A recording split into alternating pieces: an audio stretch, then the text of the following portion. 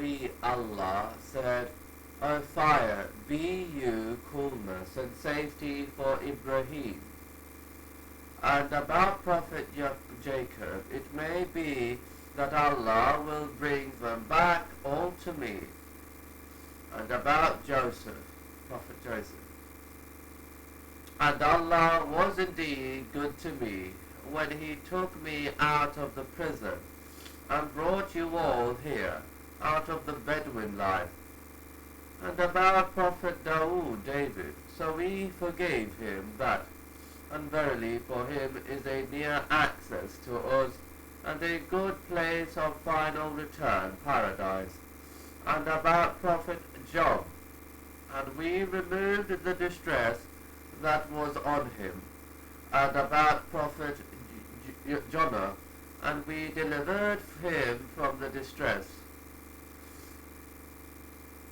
And about Prophet Moses, but we saved you from great distress. And about Prophet Muhammad, if you help meet him, Muhammad, it does not matter,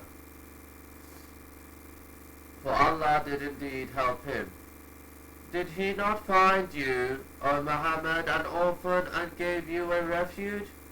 And he found you unaware of the Quran, its legal laws, and prophethood, and guided you, and he found you poor, and made you rich, self-sufficient, and self-contentment. Every day he has a matter to bring forth, such as giving honor to some, disgrace to some, life to some, death to some. Very often a crisis is only a cloud that quickly disperses. None besides Allah can avert it, or advance it, or delay it.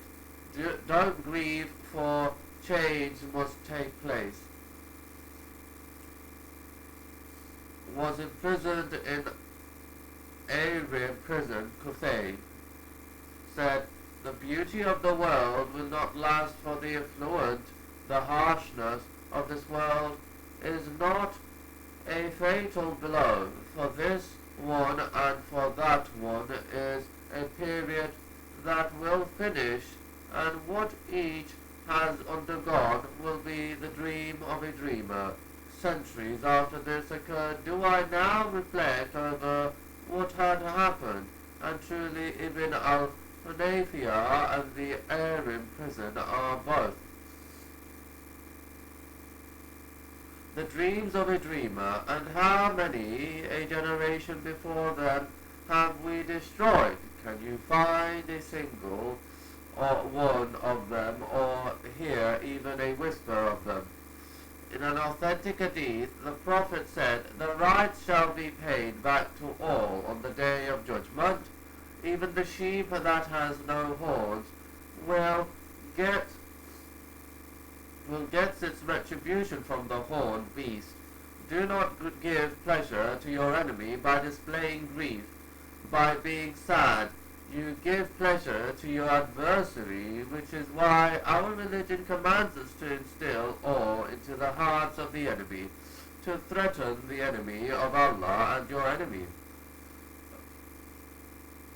On the day of Uhud, when Abu Dujana was prancing about between the rows of the Muslim army, the Prophet said, verily, it is a way of walking that Allah hates.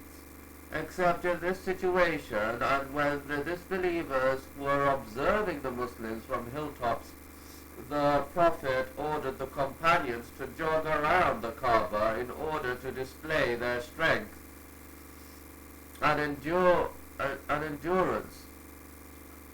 And on that day, the believers, Muslims, will rejoice at the victory given by Allah to the Romans against the Persians. The enemies of the truth feel pain when they find out that we are happy or joyful.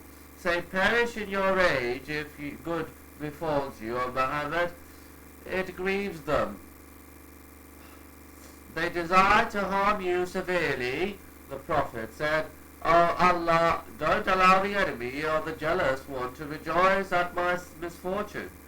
An Arab poet said, a young man can forbear every kind of misfortune except for the enemy's joy in his affliction.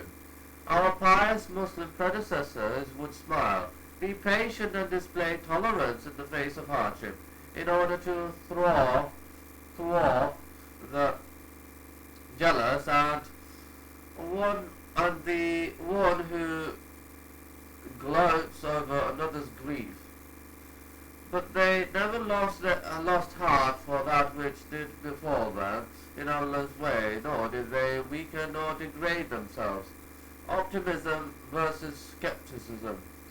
As for those who believe in it has increased their faith and they rejoice, but as for those in whose hearts is a disease of doubt, disbelief and hypocrisy, it will add suspicion and doubt to their suspicion, disbelief and doubt, and they die while they are disbelievers. When faced with a difficult or harsh situation, the righteous Muslims from the early generations of Islam were positive in their attitude, positive that though they were facing difficulties, there was benefit to be had, harm to be warded off, and ease to be met with when rounding the corner of time. And it may be that you dislike a thing which is good for you, and that you like a thing which is bad for you.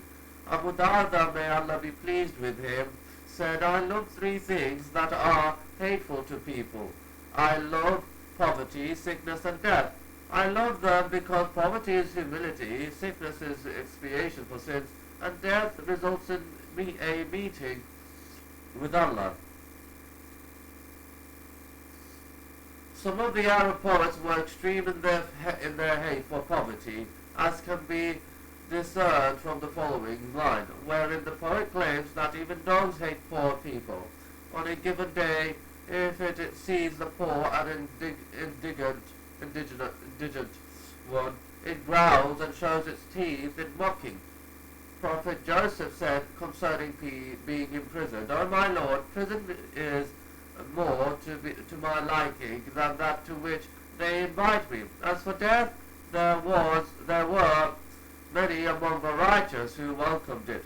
Mu'adh said, welcome death, and beloved one has come into time of need, and the one who regrets his sin during his lifetime is successful. Others, though fled from death, and cursed its approach. The Jews, for example, are the most covetous of people when it comes to life. Allah, the Exalted, says of them, say to them, verily, the death from which you flee will surely meet you.